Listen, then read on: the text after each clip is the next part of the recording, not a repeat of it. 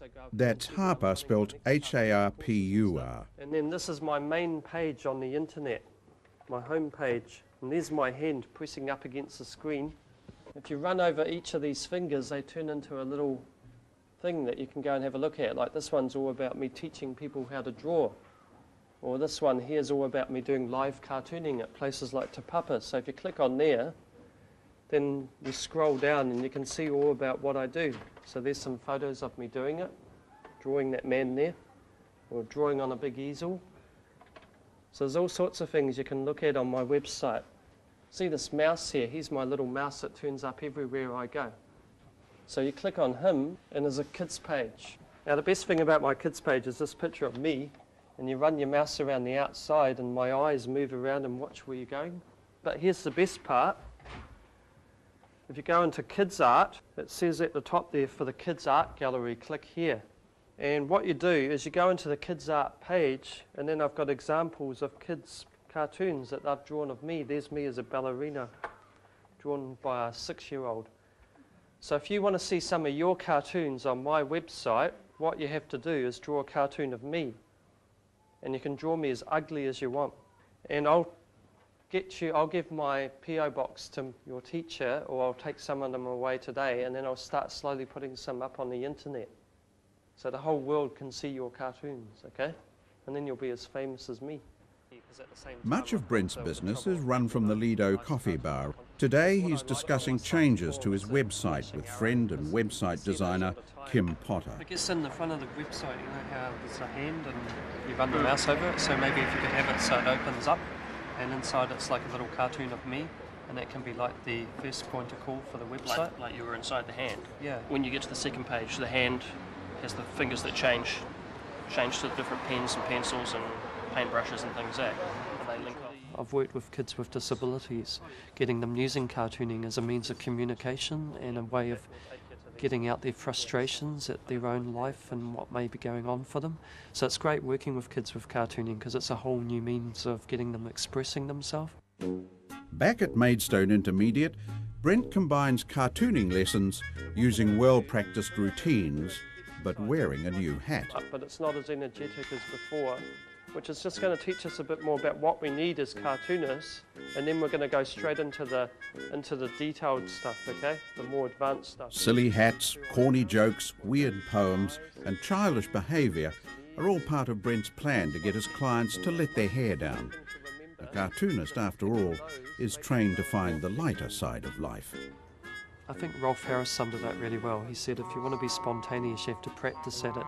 So for the last 10 years, I've had a lot of practice going into groups, knowing what people's reactions may be like. I mean, it's always different. And I think from the psychology point of view, a lot of the exercises I get kids or corporates doing, you can read a lot more into it. Like I have a game where I get people drawing on a piece of paper and passing it on, and together they all learn how to draw a cartoon. Because a natural adult response to learning how to draw is, well, it's pretty scary, I'd rather jump out of an aeroplane, thanks, because they haven't drawn for 20 or 30 years. Whereas you give a pen to a child and they either eat it or they want to draw a cartoon. When I first started teaching, I was worried that every single group I worked with would be exactly the same as the last, but they're not. I mean, everything, it's like doing performing or speaking or acting or anything else. Every audience you've got will be different than the last. And the exciting thing is, like, you go in somewhere and something funny or spontaneous will happen, as in any live performance. A little example which I like is I went into retirement home a few weeks ago, and I went in, I collect old bags. I've got like a doctor's bag and a hat box, and I just collect all antique baggage. And I went in, and there's all these little old ladies and men all sitting around waiting for me to teach them how to draw, and they had no idea what they were going to be doing. I got them all dressed up in funny hats to break the ice, and I walked in with my 2 old antique bags, and this little old lady, she says, oh, I like your bags. And I said, yeah, I like collecting old bags. And the rest of the group just laughed their heads off, and one of them down the back, she says, oh, you've come to the right place, dear. And don't forget to smile.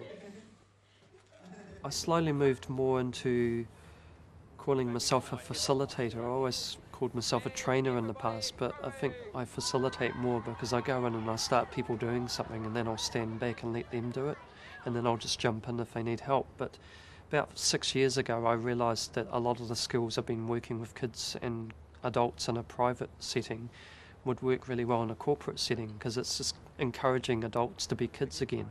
So when I do an adult session, I go in and I do anything I can to get them being little kids, just for a day or half a day, get them laughing and having fun, and it's in very high demand now, like the whole thing of being almost like a humour consultant. And one of my biggest repeat clients is the IRD, of all people. They've given me about 5 repeat training jobs over the years, so I find that quite ironic, really. So just paying my tax very hard for the last 6 years of full-time employment, so it's nice to get it back. But I guess what I find exciting about working with kids is, like I said, they tell you when they're bored, whereas adults don't tell you. So that's the challenge of working with adults. You have to be very intuitive, because the average adult, when they're sitting learning how to draw, if they're struggling, they won't tell you. And here's me struggling to actually see my students in a room, so I have to be quite intuitive and actually trust that people are happy. I guess the one thing I get a lot of satisfaction out of is getting a whole group of adults together and getting them just being big kids for a while, because it doesn't happen enough, I think, in the corporate circles, getting people having fun. I don't believe in team building. I think it's more stress relief, really, because team building, I think, is very short term. It doesn't work. I think you need to work with people such a long time to make it start working.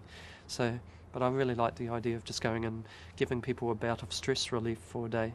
And that's bound to have long-term repercussions, positive ones, so yeah. Sessions with Brent often end with teacher and pupil laughing at each other. Teacher cartoons pupils, pupils cartoon the teacher. Don't forget my hairy nostrils. Mutual humiliation, in a way. Brent's greatest asset may be his ability to remain childlike in his approach to life. But what of the future?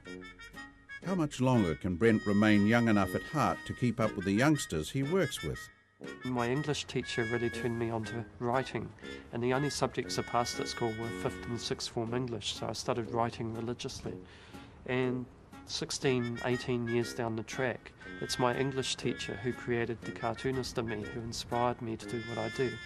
And I keep in close contact with him down in Timaru, and John Fitzsimons. And he's a very inspiring man. He made learning fun. So he not only taught me how to write, he taught me how to teach.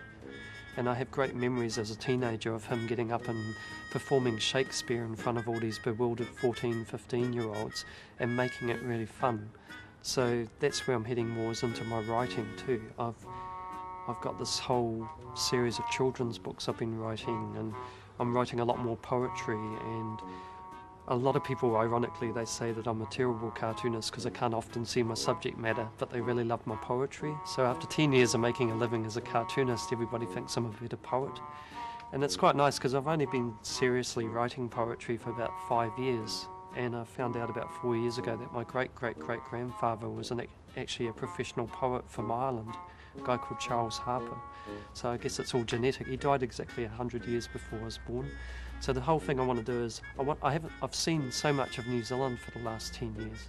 So I guess the challenge for me now is I want to expand and see the rest of the world. So hopefully on the speaking circuit or whatever, I'd like to take my travel stories and my poetry and my storytelling and my cartooning and maybe see a few conferences around the world, and at the same time get a few books published as well, children's books. So. Like all good lessons, this session ends with a story where Brent reveals his well-kept secret to the children. And like all good stories, it ends with a moral. What do you call what a butterfly's born in? Like it's sort of wrapped up in when it gets sick of being a caterpillar. Yep. A cocoon, that's right, or a chrysalis. So the little boy, the father gave him a chrysalis and said, "You know those butterflies?" And the little boy said, "Yep." And he says, "Well, inside this little chrysalis is a baby butterfly waiting to be born." And the little boy carefully held it up to the light, and he could see a little tiny butterfly all wrapped up inside it. And he thought, wow, one day it's going to hatch into a butterfly. So the dad said, now you have to be really patient to wait for it to hatch out. And you have to be very gentle with it, because butterflies are very fragile. So the little boy, he held on to this chrysalis all afternoon for 2 hours. And that was a really long time. And he got sick of waiting after that. So what did he do you know? broke the cocoon very carefully because he knew how fragile the butterfly was. And after 2 hours, he had this beautiful butterfly sitting on the palm of his hand and here like this, fluttering like that one. And all the kids that he showed around the neighbourhood go, oh, cool. And they'd say, can you show us your butterfly flying? And he'd go, and it would go. And it wouldn't fly. So he carefully picked it up, it was still alive, and he took it inside to his dad. And he said, Dad, my butterfly won't fly. And Dad says, oh, did you help it out of the cocoon? And the little boy said, yes, I did, Dad, sorry. And the father said, well, by taking that cocoon and taking it apart, you took away the butterfly's hard work. Because the butterfly had to struggle out of its cocoon. In life, sometimes we have to go through a little bit of struggle. We might have a disability, or we might have someone we really care about might get killed in an accident, or we might lose somebody we really care about, might move away, or all these things are really make us go through a little bit of struggle sometimes. But like the butterfly, they sometimes also give us the strength to fly.